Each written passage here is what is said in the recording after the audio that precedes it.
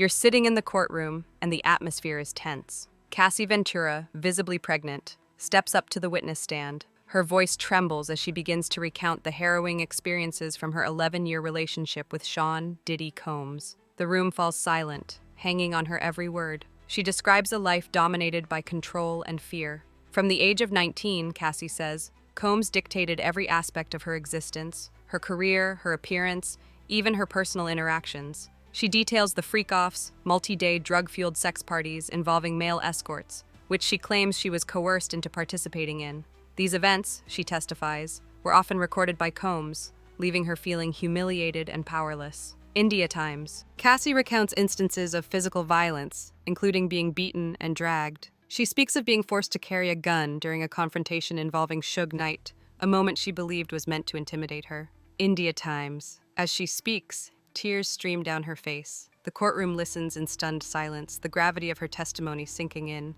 This isn't just a recounting of past abuses. It's a revelation of a pattern of manipulation and control that spanned over a decade.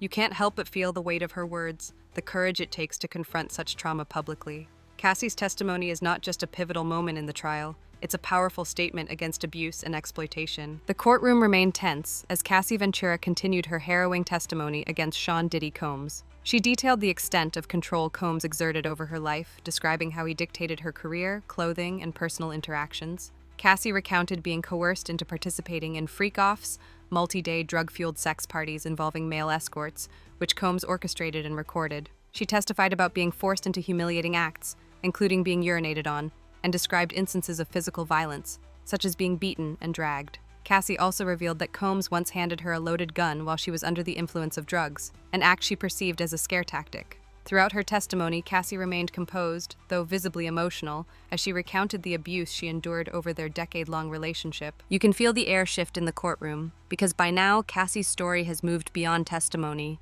It's become a reckoning. She leans forward slightly, voice quieter now, but no less sharp. She details the surveillance, not just in their homes, but in hotel rooms, private parties, even cars. She says Diddy monitored her constantly, tracking calls, checking her messages, controlling when she could leave and who she could speak to. He didn't trust silence, she says. If I wasn't speaking to him, he thought I was betraying him. The room is frozen. Reporters aren't even typing anymore. They're listening. Witnesses shift uncomfortably in their seats, and across the aisle, Diddy avoids eye contact. He sits still, his hands clasped tightly together. No reaction, no emotion. Then Cassie speaks on the psychological abuse. She says she was gaslit, isolated from friends and family, and made to feel like she had no identity outside of him. I thought I was crazy, she admits. He made me believe that everything wrong in our lives was my fault. You sit there, absorbing every word, and begin to understand. This isn't just a case about fame, power, or even violence. It's about erasure, the slow dismantling of a person, piece by piece, behind closed doors, while the world only saw glitz, luxury, and headlines. And the public?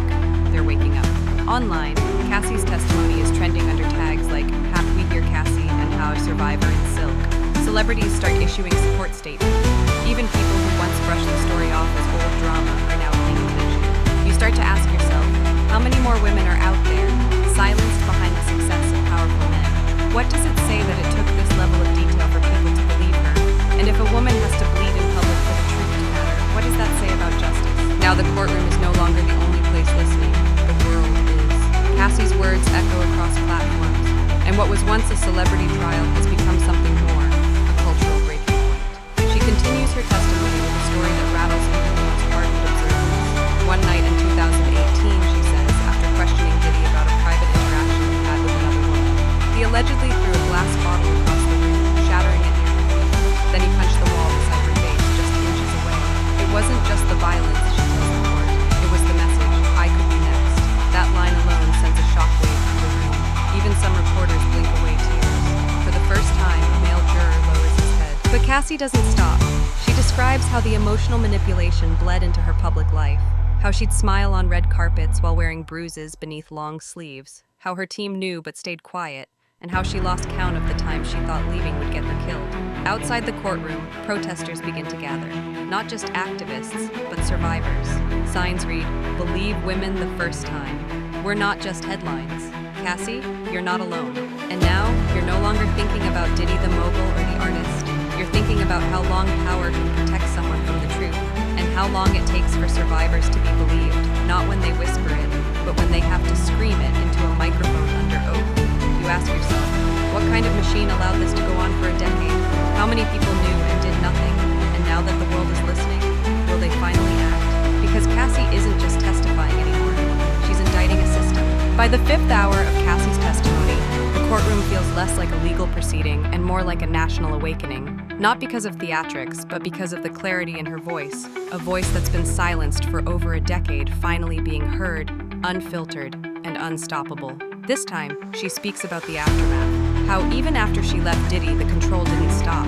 She testifies that he continued to harass her with messages, threatened to release private footage, and tried to damage her professional relationships. Leaving him didn't mean freedom, she says. It just meant running without a plan. She describes how she couldn't take interviews without Diddy's name coming up, how brand deals fell through, how she was constantly reminded that she was tethered to him, even in absence. Her voice cracks briefly, but she powers through, and then she says something that leaves the room breathless. I wasn't a girlfriend, I was a possession, and I didn't realize how lost I was until there was no one left to tell me who I was supposed to be. The judge pauses, clearly moved. A court reporter wipes her eyes. Even members of the prosecution team shift uncomfortably in their chairs, because the truth is unbearable, but undeniable. Meanwhile, outside the courthouse, the energy is growing. Survivors of domestic abuse are now showing up en masse. Some carry signs with just one word, Cassie. Others post long captions about their own silent trauma, how hearing her speak gave them the courage to start healing. And you realize, this trial isn't just about what Diddy did, it's about what so many women were forced to survive quietly, until now. You ask yourself, what happens when silence becomes solidarity? How many more women need to come forward before the world finally stops asking, why didn't she say something sooner? And how many reputations, brands, and careers were built on looking the other way? Because Cassie didn't just break the silence, she shattered the illusion. Now the testimony isn't just piercing, it's unraveling everything. Cassie takes a deep breath and begins naming the people who allegedly stood by, watched, or helped cover it all up. Security guards, assistants, label reps, people who walked past bruises, ignored screams behind hotel doors, or helped her into makeup chairs knowing she was hiding something deeper than a blemish. They called it mood swings, she says. I called it survival. You feel it in the room, a collective shift.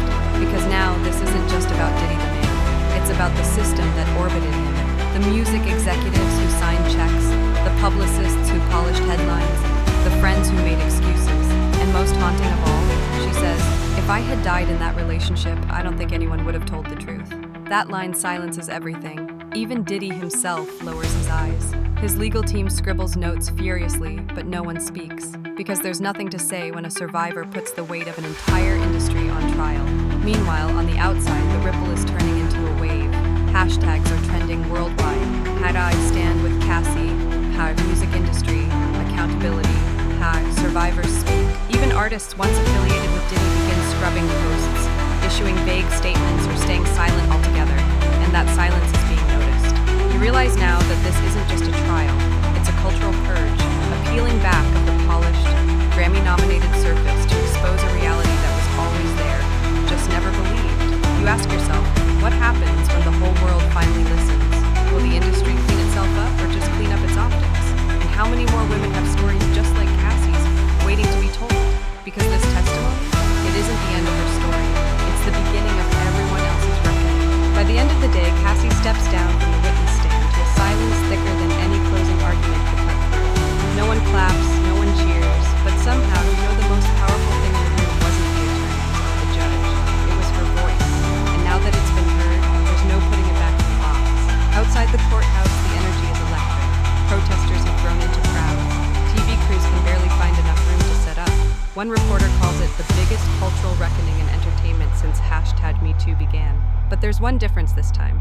People aren't just asking what happened to Cassie. They're asking, who helped cover it up? Who stayed silent while she suffered? And how many more Cassies are out there? Trapped behind fame, behind money, behind men with too much power and too little conscience. Meanwhile, Diddy remains stone-faced in court. He hasn't addressed the testimony. His legal team prepares their next move. But the damage is done, and it's not just legal. It's moral, cultural, personal. Because no matter what the verdict says, Cassie has already won in the court of public opinion. She turned whispers into truth, fear into fuel, and silence into a microphone loud enough to shake the very walls of an industry built to